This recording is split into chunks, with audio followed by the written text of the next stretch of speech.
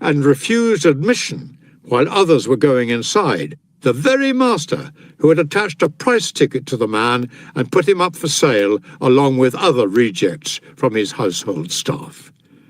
There's a slave who has paid his master back, one who was pushed into the first lot too, the batch on which the auctioneer is merely trying out his voice. Now it was the slave's turn to strike his master off the list, to decide that he's not the sort of person he wants in his house. Callistus's master sold him, yes, and look how much it cost him. How about reflecting that the person you call your slave traces his origin back to the same stock as yourself, has the same good sky above him, breathes as you do, lives as you do, dies as you do? It is as easy for you to see in him a free-born man as for him to see a slave in you. Remember the Varus disaster? Many a man of the most distinguished ancestry, who was doing his military service as the first step on the road to a seat in the Senate, was brought low by fortune, condemned by her to look after a steading, for example, or a flock of sheep. Now think contemptuously of these people's lot in life, in whose very place, for all your contempt, you could suddenly find yourself. I don't want to involve myself in an endless topic of debate by discussing the treatment of slaves, towards whom we Romans are exceptionally arrogant, harsh, and insulting. But the essence of the advice I'd like to give is this: treat your inferiors in the way in which you would like to be treated by your own superiors. And whenever it strikes you how much power you have over your slave, let it also strike you that your own master has just as much power over you. I haven't got a master, you say. You're young yet. There's always the chance that you'll have one. Have you forgotten the age at which Hecuba became a slave? Or Croesus? Or the mother of Darius? Or Plato? Or Diogenes? Be kind and courteous in your dealings with a slave. Bring him into your discussions and conversations, and your company generally. And if at this point all those people who have been spoilt by luxury raise an outcry, protesting as they will, there couldn't be anything more degrading, anything more disgraceful. Let me just say that these are the very persons I will catch on occasion kissing the hand of someone else's slave. Don't you notice, too, how our ancestors took away all odium from the master's position, and all that seemed insulting or degrading in the lot of the slave, by calling the master father of the household, and speaking of the slaves as members of the household, something which survives to this day in the mime. They instituted, too, a holiday on which master and slave were to eat together, not as the only day this could happen, of course, but as one on which it was always to happen, and in the household they allowed the slaves to hold official positions, and to exercise some jurisdiction in it. In fact, they regarded the household as a miniature republic. Do you mean to say, comes the retort, that I'm to have each and every one of my slaves sitting at the table with me? Not at all, any more than you're to invite to it everybody who isn't a slave. You're quite mistaken, though, if you imagine that I bar from the table certain slaves on the ground of the relatively menial or dirty nature of their work. That muleteer, for example, or that cowhand. I propose to value them according to their character, not their jobs.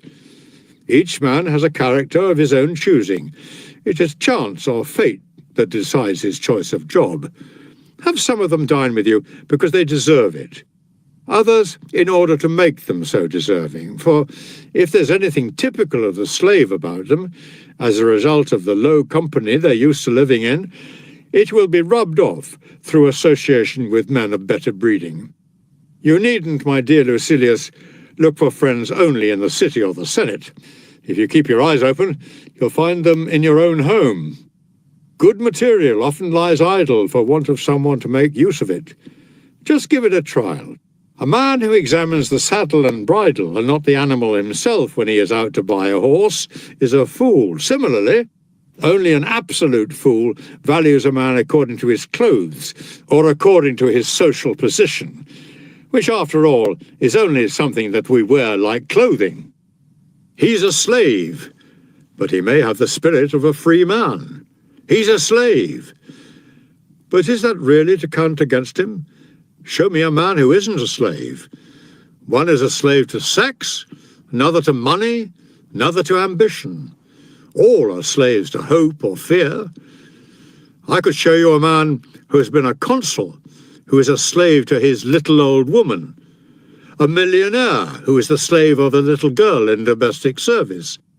I could show you some highly aristocratic young men who are utter slaves to stage artistes. And there's no state of slavery more disgraceful than one which is self-imposed. So you needn't allow yourself to be deterred by the snobbish people I've been talking about from showing good humour towards your slaves instead of adopting an attitude of arrogant superiority towards them. Have them respect you rather than fear you. Here, just because I've said they should respect a master rather than fear him, someone will tell us that I'm now inviting slaves to proclaim their freedom and bringing about their employer's overthrow. Are slaves to pay their respects, like dependent followers or early morning callers? That's what he means, I suppose. Anyone saying this forgets that what is enough for a god in the shape of worship cannot be too little for a master. To be really respected is to be loved, and love and fear will not mix. That's why I think you're absolutely right in not wishing to be feared by your slaves, and in confining your lashings to verbal ones. As instruments of correction, beatings are for animals only. Besides, what annoys us does not necessarily do us any harm, but we masters are apt to be robbed of our senses by mere passing fancies, to the point where our anger is called out by anything which fails to answer to our will. We assume the mental attitudes of tyrants, for they, too, forget their own strength and the helplessness of others, and grow white-hot with fury, as if they had received an injury, when all the time they are quite immune from any such danger through the sheer exaltedness of their position. Nor indeed are they unaware of this, but it does not stop them seizing an opportunity of finding fault with an inferior and maltreating him for it. They receive an injury by way of excuse to do one themselves. But I won't keep you any longer. You don't need exhortation. It is a mark of a good way of life that, among other things, it satisfies and abides. Bad behaviour, constantly changing, not for the better, simply into different forms, has none of this stability. Letter number 48. I shall reply later to the letter you sent me while you were on your journey. It was as long as the journey itself. I must first take myself aside and deliberate what advice I should give. For you yourself, before consulting me as you are doing, gave long thought to the question whether you should consult me at all, so I ought to be giving this question of advice far longer thought, on the principle that it takes you more time to solve a problem than to set it, particularly when one course is to your interest and another to mine. Or does this make me sound like an Epicurean again? No, if a thing is in your interest, it is also in my own interest. Otherwise, if any matter that affects you is no concern of mine, I am not a friend. Friendship creates a community of interest between us in everything. We have neither successes nor setbacks as individuals. Our lives have a common end. No one can lead a happy life if he thinks only of himself and turns everything to his own purposes. You should live for the other person if you wish to live for yourself.